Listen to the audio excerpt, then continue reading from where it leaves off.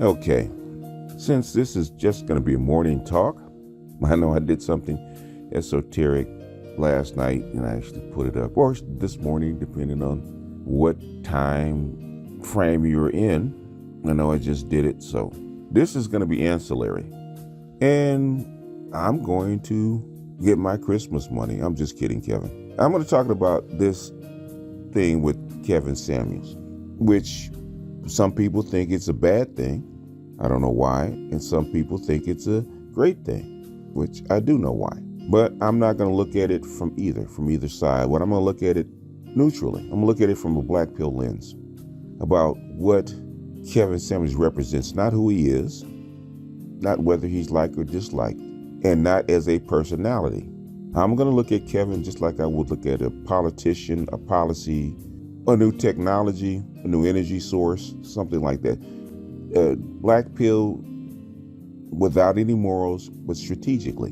And I'm going to look at him in the vein of the manosphere, and the black manosphere in particular. And I'm going to tell you why Kevin Samuels is good for the manosphere, even though he's not really a part of it anymore. And there's obvious reasons why I don't blame him. In the manosphere, he's always been a polarizing figure. And I could get to why he's a polarizing figure in the manosphere, but I'll save that for later, or maybe even I'll save it for another video, even though most people know why it's obvious, but don't want to admit why it's obvious. What's going on in the black manosphere for the last, I would say, 10 years, which is wholly separate from the white manosphere, is that black people, black men have a unique set of problems and a unique set of concerns. And in the online black manosphere, during these black gender wars, we want to call it, the black online gender war. Let's go ahead and give it a name, because that's the way it was explained to me when I entered into the fray, was to have black men have a voice, share information, and then debunk black female talking points. Get black men's voice and concerns out into the broader public. Give light to it.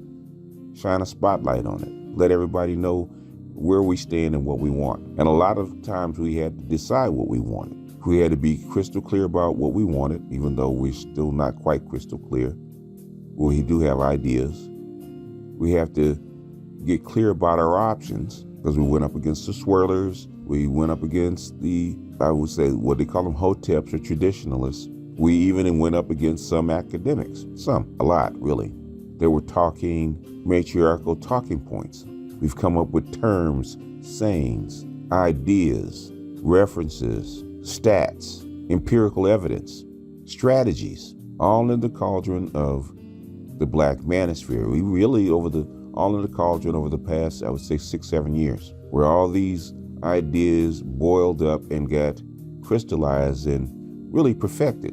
But you have all these tools with no place to go, except amongst each other, and these ideas kept circulating. In fact, to the point we had to keep rebooting enemies just for the ideas to live, to recirculate, because if there's nobody to use them against or use them on, then just like any other tool, it would lay fallow, it would grow rust, it would fall into disuse.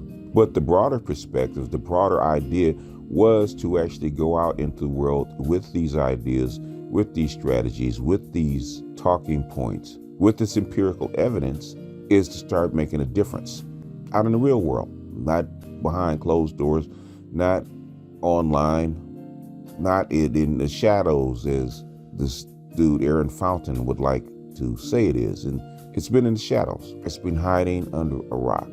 We've been in Gaiji's cave, 3 wise men in a cave that needed to come out and share their light with the world. And as always with things like this, hard work, preparation, and luck play into it. And Kevin was the crystallization of that. All the hard work, all the preparation that we've done, somebody was going to break out. They were going to make a mistake and lift the lid, and the genie was going to come out of the bottle. World Star Hip Hop basically lifted the lid. Now the genie's out. And now on this maiden voyage out into the broader society, out into mainstream, now we have to see if these ideas, if these things are actually worthy. Can they do the job that we think they can do? Because they've never really been broadly tested. Kevin is the software that's out of beta. It's gone live and it's been distributed. So now these ideas, even though it seems to be just him, and a lot of women think it's just him, they're quickly finding out that it's not. That Kevin is just a representation of a school of thought that we call the Black Manosphere. So they're coming in with their uninformed talking points, their uninformed ideas, their uninformed old-fashioned forms and customs that don't work anymore. And they're getting their heads handed to them. And they're getting their heads handed to them in public with 10,000 people watching, with hundreds of thousands of people actually viewing. So all the reaction videos, all the memes, all the Facebook posts are acting like 100 viruses coming out and spreading into the public all at once. And as they turn around to get rid of one, another one jumps on them. Now the women are in a spin. Socially, financially, politically, they're in a spin. And Kevin is the crystallization of these things. You watch him. You watch him take on some high-level women. Those weren't just anybody. These women that got in on his, like I said, the clubhouse, those were higher-level women. Those weren't just ratchet chicks that didn't know anything. Higher-level women, they got their head handed to them. That's how come they're running around trying to do damage control and use the old tactics which don't work anymore. You got men online, on Facebook, when black women come at them with that old stuff, they just tell them that stuff doesn't work. That's old school. That's 1970s, maybe even 1990s.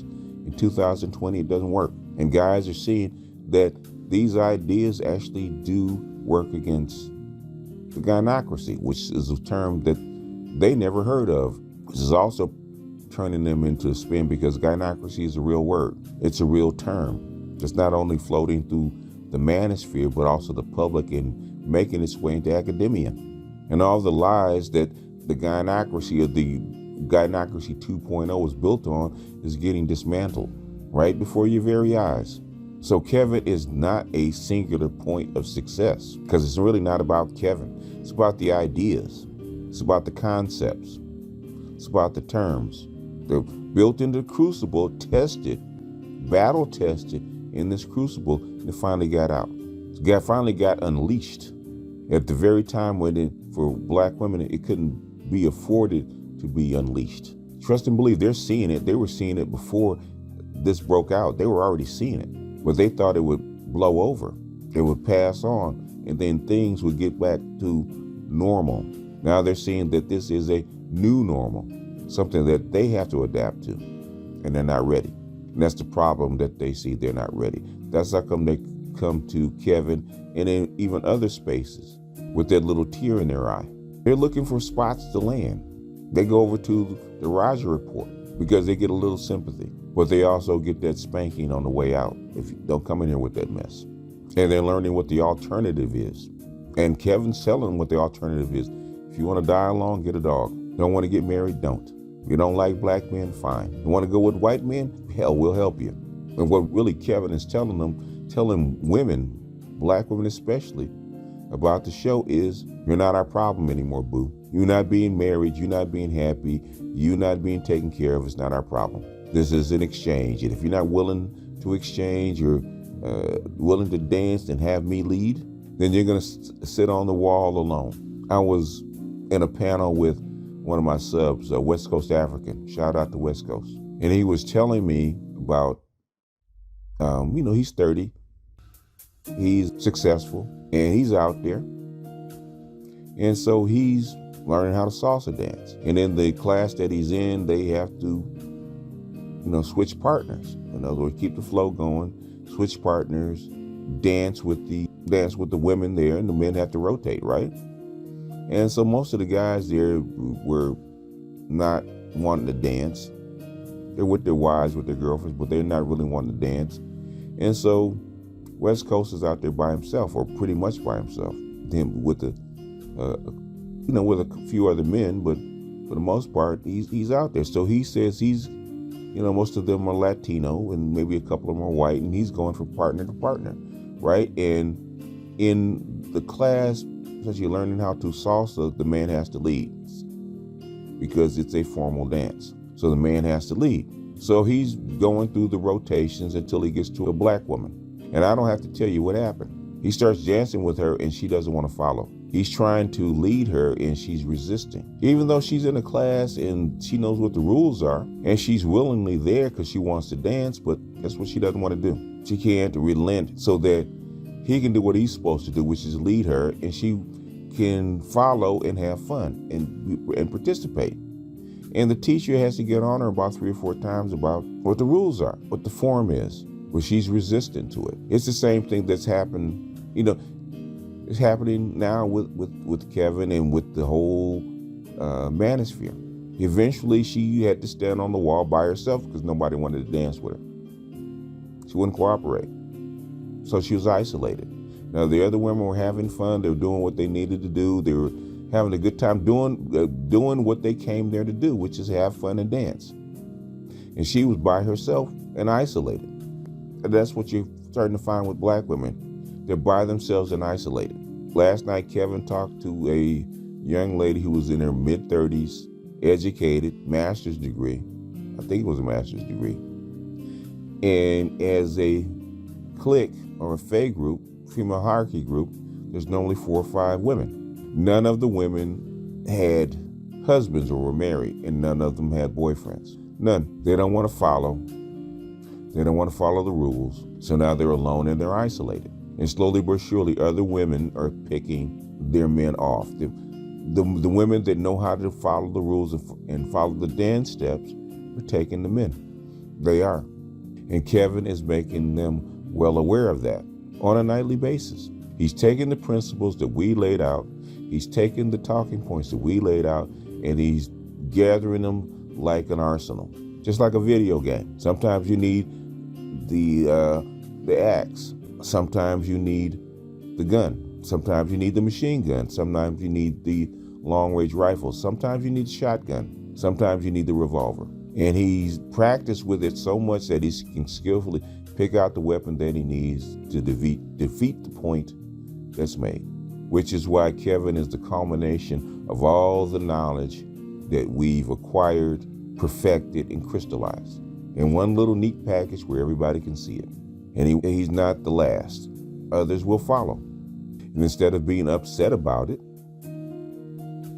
sit back and watch. Sit back and watch your work being displayed on a national stage that to them is so new, it's like a school of thought that's never been heard of before. Hell, I heard a guy in Australia listening to Kevin's Clubhouse. And I think it was the journalist that he kind of debunked and shut down. The guy in Australia, it was actually using the talking points, using the tactics that we perfected and adopting them. So we are the thought leaders right now as far as the manosphere is concerned. And I don't care what anybody says. The manosphere is no longer white, it's black.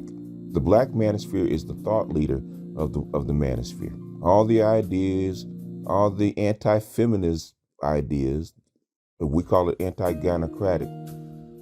All those ideas, all those forms, all those tactics are now black, which is why they're here, which is why they're trying to fuse us with them, which is why they follow Coach Greg Adams, is because those ideas are synthesized through him, synthesized through Donovan Sharp. They don't want to give us credit, but the thing is, they want the ideas, they want the talking points. And Kevin is the one that has broken out to where they have to look at it and see that it's the black face on these forms, these ideas, these talking points. They just can't get them for free.